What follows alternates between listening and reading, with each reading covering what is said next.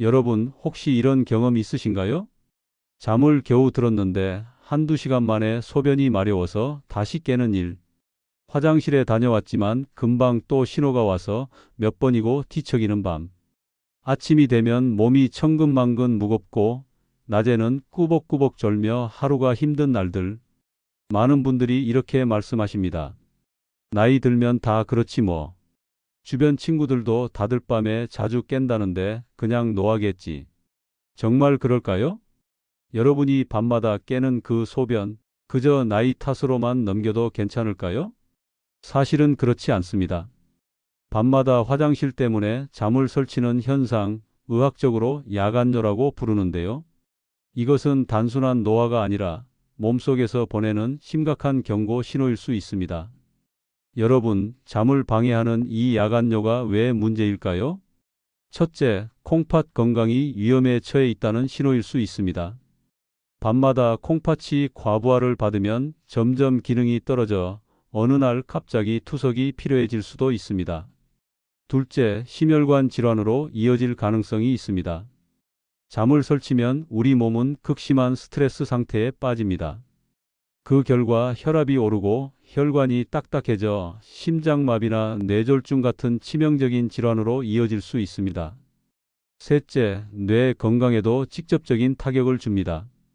깊은 잠은 뇌 속 쓰레기, 즉 치매를 일으키는 단백질을 청소하는 황금 시간입니다. 하지만 밤마다 깨면 이 청소 시간이 사라지고 결국 치매 위험이 높아지게 됩니다. 여러분, 이쯤 되면 이렇게 생각하실 겁니다. 아니, 소변 때문에 자주 깨는 게 이렇게 큰 문제라고? 그렇습니다. 밤마다 화장실을 들락거리는 건 단순한 불편함이 아니라 콩팥, 심장, 뇌가 모두 망가져가고 있다는 몸의 마지막 경고일 수 있습니다. 처음에는 단순히 밤에 소변을 자주 본다는 작은 불편으로 시작했지만 방치하다가 결국 큰 질환으로 이어진 경우가 너무 많았습니다. 여기서 중요한 사실이 있습니다. 이 문제는 약만으로는 해결되지 않는다는 점입니다. 그리고 다행히도 생활 속 작은 습관 변화만으로도 충분히 개선할 수 있다는 점입니다. 오늘 이 영상을 끝까지 보시면 여러분은 두 가지 아주 간단한 생활 법칙을 알게 될 것입니다. 약도 비싼 시술도 필요 없습니다.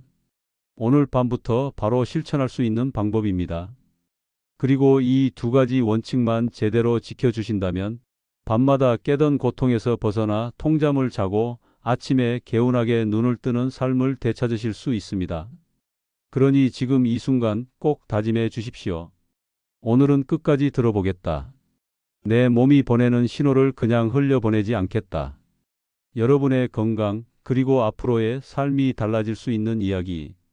이제 본격적으로 시작하겠습니다. 많은 분들이 이렇게 생각하십니다. 밤마다 깨는 건 내 방광이 약해졌기 때문이겠지. 나이 들면 방광이 줄어드니까 어쩔 수 없지. 정말 그럴까요?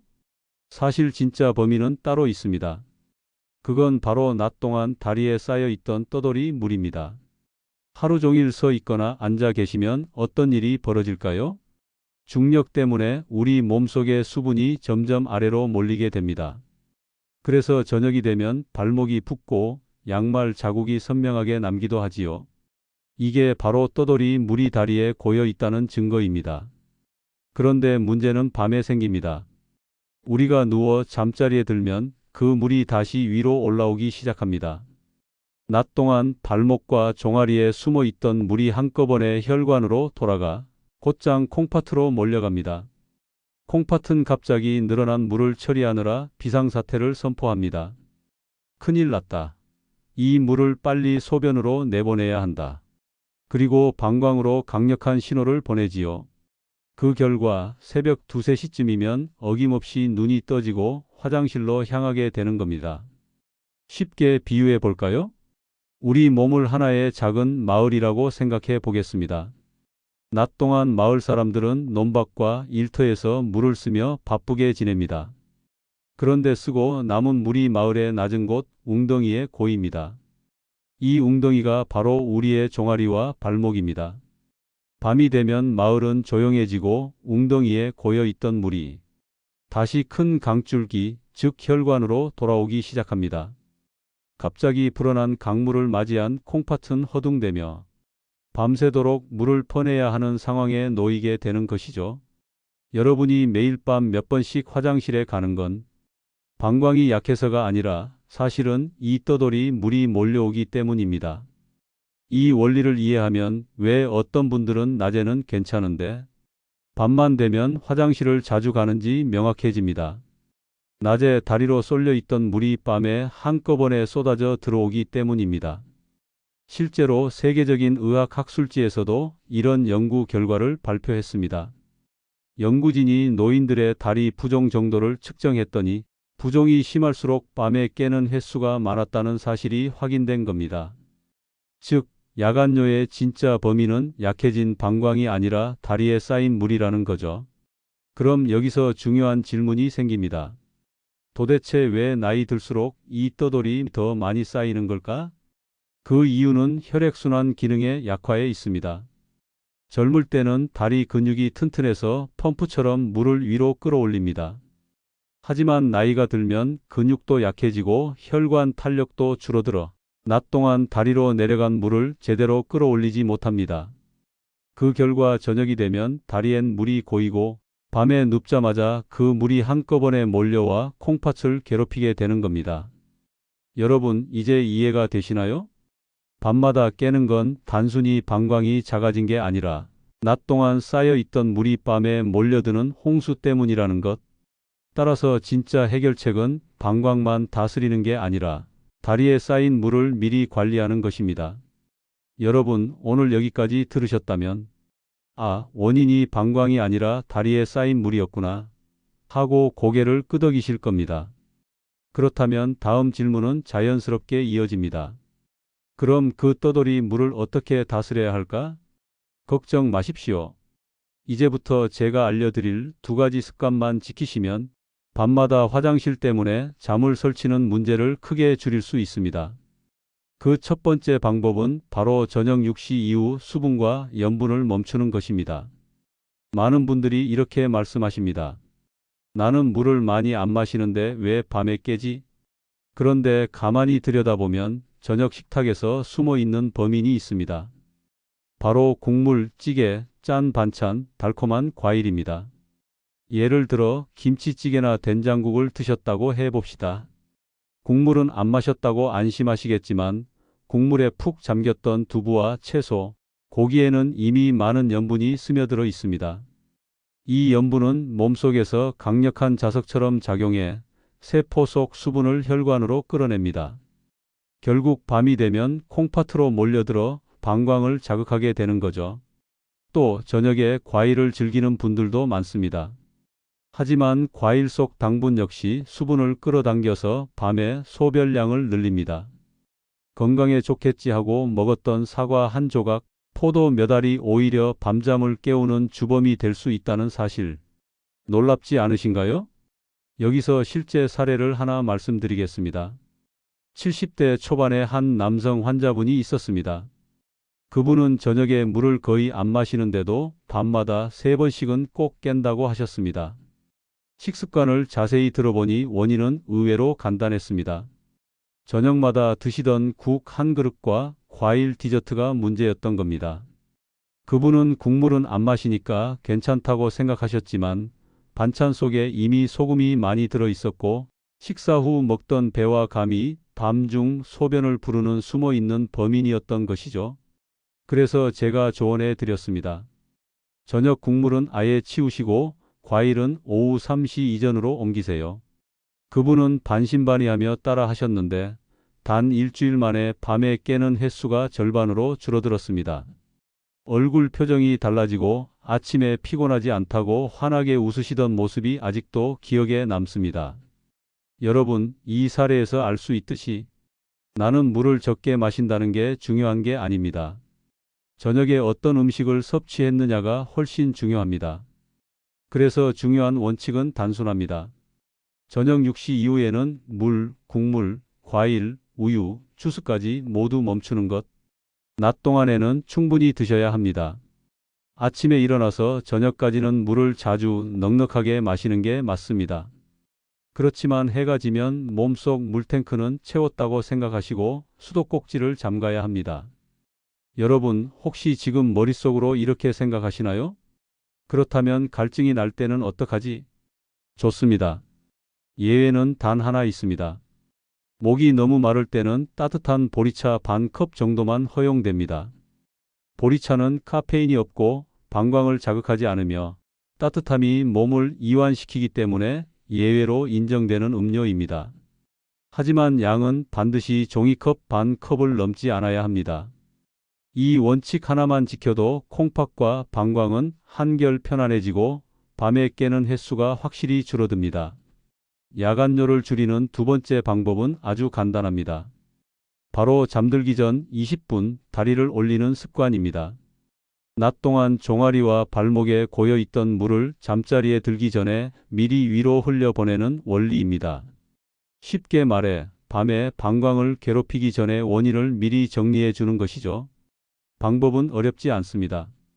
잠자리에 들기 약 1시간 전 편안하게 등을 바닥이나 침대에 대고 눕습니다. 그리고 다리를 벽에 올리거나 베개 여러 개를 쌓아 발끝이 심장보다 높게 오도록 합니다. 이 상태로 약 20분간 편안히 누워 계시면 됩니다. 이때 중요한 점이 있습니다. 첫째, 몸의 긴장을 최대한 풀어야 합니다. 어깨와 목에 힘을 빼고 두 팔은 옆으로 내려놓으세요. 둘째, 억지로 힘을 주거나 버티지 말고 자연스럽게 호흡을 이어가야 합니다. 셋째, 너무 높은 각도로 다리를 세우면 오히려 허리와 골반이 불편할 수 있으니 본인에게 편안한 높이를 찾는 게 좋습니다. 이 20분 동안 어떤 변화가 일어날까요? 낮 동안 다리에 몰려있던 떠돌이 물이 중력의 도움을 받아 혈관으로 돌아갑니다. 그 물은 콩팥으로 이동해 미리 소변으로 배출되고 결국 밤에 방광이 놀라서 강한 신호를 보낼 일이 줄어듭니다. 즉, 다리에 있던 여분의 물을 미리 정리함으로써 새벽에 깨는 횟수를 크게 줄이는 효과가 있습니다. 여기서 많은 분들이 묻습니다. 벽에 다리를 올리는 게 꼭 필요한가요? 꼭 그렇지는 않습니다. 벽이 없더라도 괜찮습니다. 베개나 쿠션을 차곡차곡 쌓아 다리를 올려도 같은 효과를 볼 수 있습니다. 핵심은 발끝이 심장보다 높이 위치해야 한다는 것입니다. 또 다른 질문도 자주 나옵니다. 시간은 꼭 20분이어야 하나요? 대부분의 연구와 경험상 15분에서 20분이 가장 효과적이고 30분을 넘기면 다리가 저릴 수 있습니다. 그러니 하루 20분 정도면 충분합니다. 이 습관을 꾸준히 하면 어떤 변화가 생길까요? 밤에 깨는 횟수 감소. 떠돌이 물을 미리 처리하니 방광이 불필요하게 자극받지 않습니다. 다리 부종 완화. 하루 종일 앉아 있거나 서 있는 분들은 다리가 붓곤 하는데 다리 올리기가 부종을 줄여줍니다. 혈액순환 개선. 다리에 고여있던 혈액과 수분이 심장으로 돌아가면서 순환이 원활해집니다. 지금까지 말씀드린 두 가지 방법만 실천해도 밤에 깨는 횟수는 크게 줄어듭니다. 하지만 여기에 몇 가지 작은 습관을 더한다면 효과는 훨씬 커집니다. 먼저 골반저 근육 강화 운동입니다. 이 근육은 방광과 요도를 받쳐주는 수도꼭지와 같은 역할을 합니다. 젊었을 때는 이 근육이 탄탄해서 소변이 조금 차도 잘 버텨주고 다본 뒤에는 꽉 닫아줍니다. 하지만 나이가 들면서 근육이 느슨해지고 힘이 약해지면 소변을 자주 보고 싶어지거나 개운하지 않은 느낌이 생기게 됩니다. 운동 방법은 간단합니다. 의자에 앉아 있든 침대에 누워 있든 편안한 자세를 취하세요. 그리고 소변을 참는다고 상상하면서 항문과 요도를 위쪽으로 안쪽으로 지그시 당긴다는 느낌으로 힘을 주세요. 5초간 유지했다가 10초간 천천히 풀어줍니다.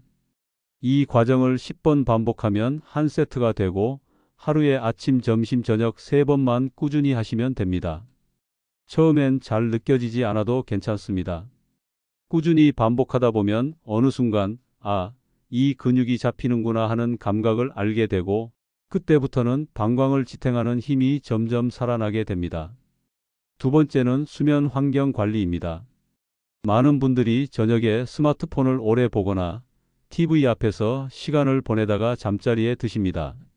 하지만 화면에서 나오는 푸른빛, 블루라이트는 뇌를 혼란스럽게 만들어 아직 낮이다라고 착각하게 합니다. 그 결과 숙면을 유도하는 호르몬 분비가 줄어들고 밤에 소변을 농축시켜 방광을 쉬게 해주는 기능까지 방해를 받습니다. 그래서 취침 1시간 전에는 스마트폰과 TV를 완전히 끄는 것이 좋습니다. 그 시간에는 차라리 가족과 이야기를 나누거나 잔잔한 음악을 듣거나 조용히 책을 읽는 것이 훨씬 도움이 됩니다. 세 번째는 마음을 다스리는 습관입니다.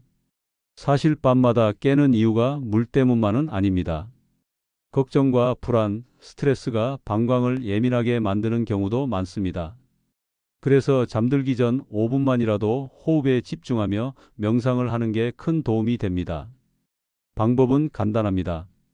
눈을 감고 코로 천천히 숨을 들이쉬며 하나, 둘, 셋, 넷을 세어보세요. 그리고 잠시 멈췄다가 입으로 길게 내쉬면서 하나부터 8까지 세어줍니다. 몸속에 있던 긴장과 불안이 연기처럼 빠져나간다고 상상하면서 반복하면 됩니다. 이 간단한 호흡만으로도 뇌와 방광의 긴장이 풀리고 한결 편안한 마음으로 잠들 수 있습니다. 마지막으로 아침 햇볕을 쬐는 습관도 꼭 필요합니다. 햇볕을 받으면 우리 몸에서 비타민 D가 합성되는데 이 비타민 D는 단순히 뼈 건강뿐 아니라 근육의 힘, 신경 안정에도 중요한 역할을 합니다. 특히 골반저 근육이 제 기능을 다하려면 충분한 비타민 D가 필요합니다. 또 햇볕은 뇌에서 행복 호르몬인 세로토닌을 늘려줍니다. 세로토닌은 불안한 마음을 차분하게 만들고 밤에는 숙면을 돕는 호르몬으로 전환됩니다. 즉, 아침 30분 산책은 낮 동안 활력을 주고 밤에는 숙면을 준비하는 최고의 선물인 셈이죠. 이렇게 작은 습관 하나하나가 모이면 밤마다 화장실 때문에 고통받던 삶이 점차 달라집니다. 통잠을 자고 아침에 개운하게 눈을 뜨는 기쁨, 그 변화가 결코 멀리 있지 않습니다. 지금까지의 이야기를 들으시면서 어떤 생각이 드셨나요? 밤마다 깨는 게 단순히 나이 탓이 아니라 내 몸이 보내는 경고 신호라는 걸 아셨을 겁니다. 하지만 두려워하실 필요는 없습니다. 지금이라도 올바른 방법을 실천하면 여러분의 몸은 반드시 응답합니다. 이제 상상해 보세요.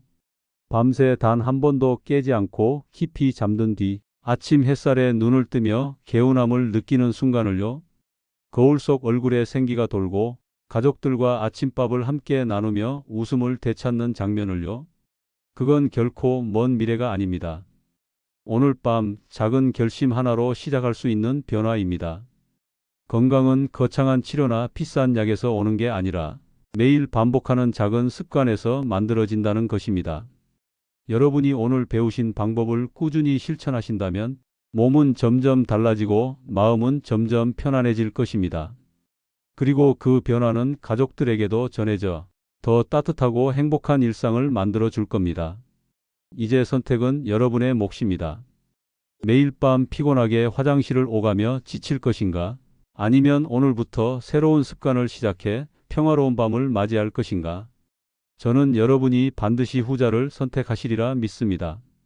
만약 오늘 제 이야기가 공감되셨다면 지금 바로 구독과 좋아요를 눌러주시고 댓글로 여러분의 경험을 나눠주세요.